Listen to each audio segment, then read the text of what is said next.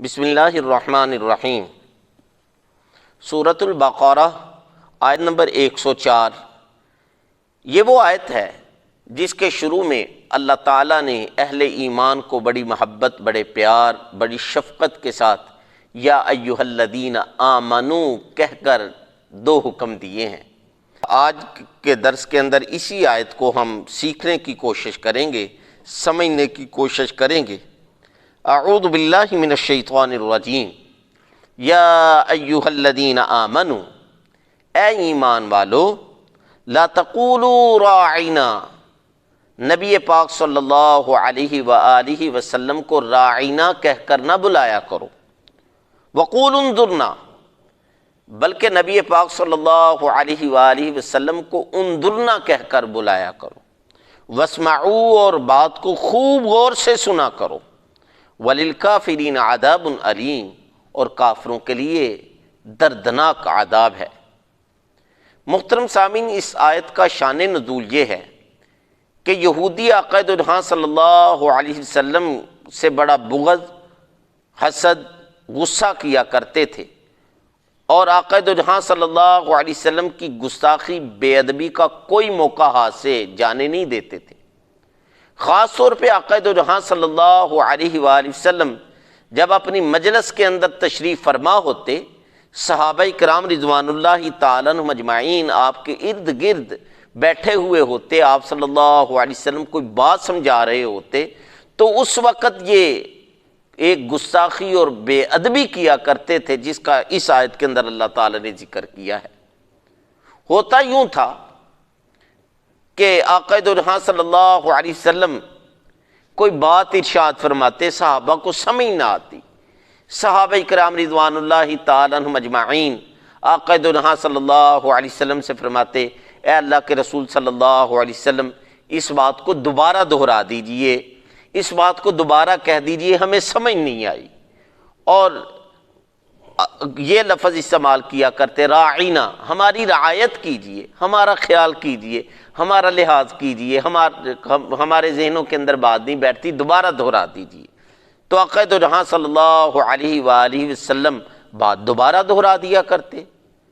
یہ راعنا کا ایک مطلب تو وہ تھا جو صحابہ مراد لیا کرتے تھے کہ ہمارا خیال کیجئے، ہمارا لحاظ کیجئے، ہماری رعایت کیجئے اور بات دوبارہ کر دیجئے۔ آقا دو جہاں صلی اللہ علیہ وسلم کر دیتے۔ اب یہودی جو ہے یہ موقع ہاتھ سے جانے نہیں دیتے تھے، وہ راعنا، اس کا محترم سامعین عربی زبان کے اندر راعنا کو راعینا، یا تھوڑا سا عین کو لمبا کر دے تو یا آ جاتی ہے، اس کا معنی ہے ہمارے چرواہے، اے ہماری بکریاں چرانے والے۔ تو یہ حقارت کا معنی اس میں آ جاتا ہے۔ تو یہودی جو ہے راعینا کہنے کی بجائے راعینا کہنا شروع کر دیتے کہ اے ہمارے چرواہے۔ یہ ظاہری بات ہے، گستاخی ہے، بے ادبی ہے، اور چرب زبانی سے کام لے لیتے۔ اور بعض کتابوں کے اندر لکھا ہے راعینا سے ملتا جلتا جو لفظ ہے، اس کا معنی عبرانی زبان کے اندر یہ ہے، ہماری بات سنو تو بہرا ہو جائے، سن تو بہرا ہو جائے۔ یعنی آقا دو جہاں صلی اللہ علیہ وسلم کو بد دعا دیا کرتے تھے۔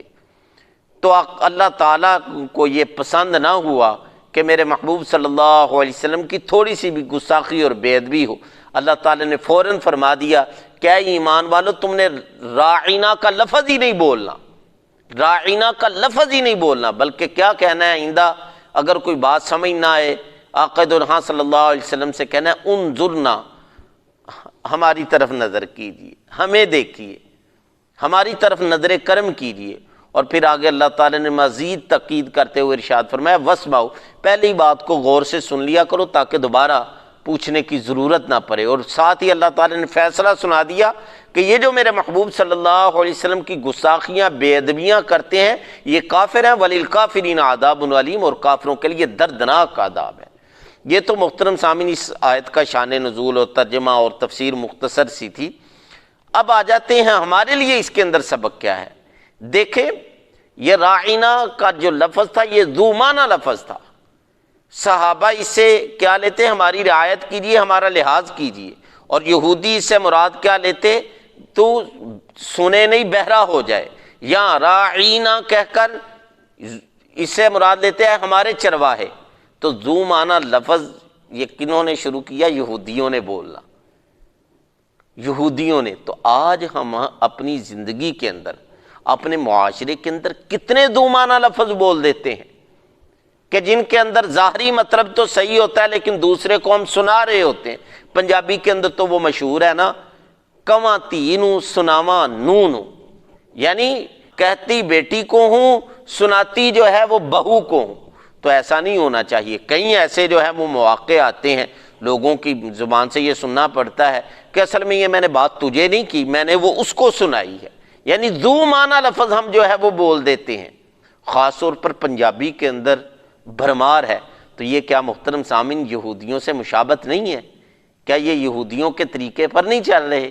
اس لیے میں اور آپ کوشش کریں کہ کسی کے لیے بھی ذو معنی لفظ نہ بولیں، ذو معنی لفظ نہ بولیں۔ خاص طور پہ جب گستاخی، بے ادبی اور دوسرے کی توہین، دوسرے کی بےزتی جو ہے وہ مقصود ہو، تو یہ محترم سامعین ہرگز درست نہیں ہے۔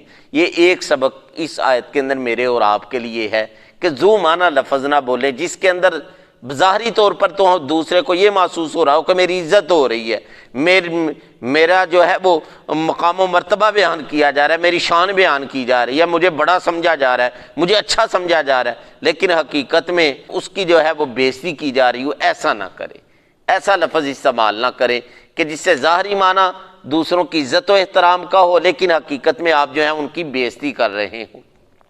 اور دوسرا محترم سامعین، آقا دو جہاں صلی اللہ علیہ وسلم کی شان کے اندر، شان اقدس کے اندر کوئی ایسا لفظ نعت پڑھتے ہوئے، بیان کرتے ہوئے، ویسے جو ہے وہ علیحدگی کے اندر سب کے سامنے ایسا لفظ استعمال نہ کریں کہ جس کے اندر آقا دو جہاں صلی اللہ علیہ وسلم کی شان کے اندر گستاخی ہو، بے ادبی ہو۔